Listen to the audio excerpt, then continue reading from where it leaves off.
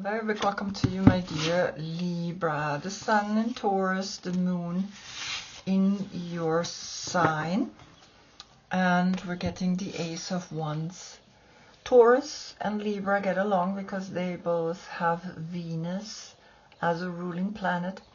And the Ace of Wands is that moment where you recognize there is something that you want to take action about. And taking action means that we're going to look here at the Magician, because he has all four elements on the table. And having all four elements on the table means that you have the power to act upon them. And the Ace of Wands is that moment where we know we want to go and really make something new happen. Also, the Magician is Mercury, and Mercury is in Aries. And so we're going to look at Aries, and the owl is appearing. And the owl is wisdom. And this wisdom is clear because we have the 39 plus the 1 is the 40. There is a stability when you are listening to your intuition, when you're listening to that instinct deep within you that is bringing you this beautiful animal, right? The owl. And I'm going to read you what the owl is bringing, because it's actually the animal for Libra. It's really interesting. And so it's usually in certain decks, right? That's when we see the Queen of Swords with an owl. And so the owl is the master of the night. She can see situations with perfect clarity, more so when it is dark, and is able to discern truth when others are sightless. She helps you find your light and your lightness in the darkest moments of your life, and to embrace the night as your ally. Owl can bring you messages from the invisible world.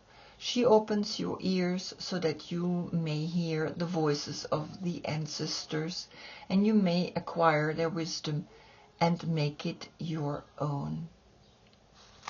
And so she asks you to look around and notice every detail and be focused on the understanding that everything is interacting with each other. So now, since Mercury is in Aries, we're going to look at Aries, right? And we're going to see what Aries is wanting to tell you.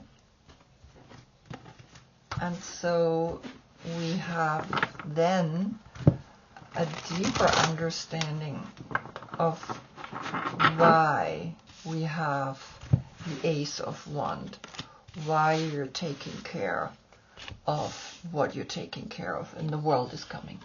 So the world is Saturn. Saturn is in Aries, and so the card speaks in itself, right? And Aries is saying, yes, then the whole world is yours. When you go deeper down into the owl energy, really put yourself into this animal, into the consciousness of this animal. And I think that's one action after the other. You are noticing more and more the details of what's going on around you.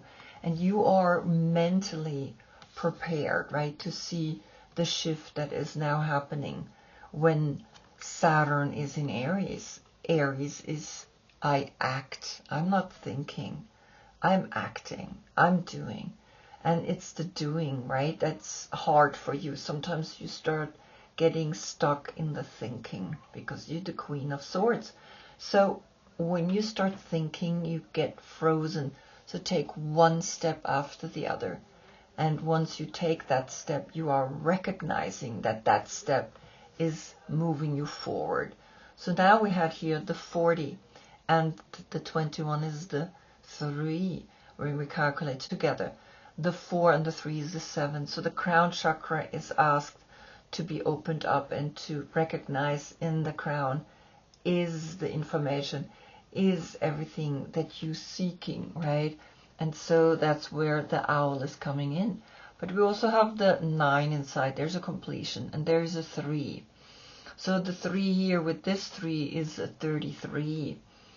But you understand, right? And then the 1 and the 9 is a 10. So the 33 is mastery, and the 10 is a new cycle that you can begin now. And I think that's the message. And it really is going to affect the whole world, right? What is happening right now. And Uranus right now in Gemini, right? That's a big shift in the way we see this world and we see consciousness.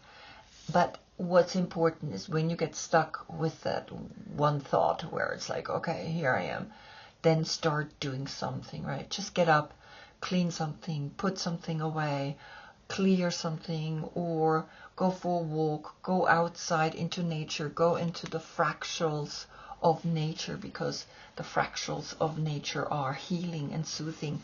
And so that's where the world is then your friend, right? Because the world is in itself a fractal.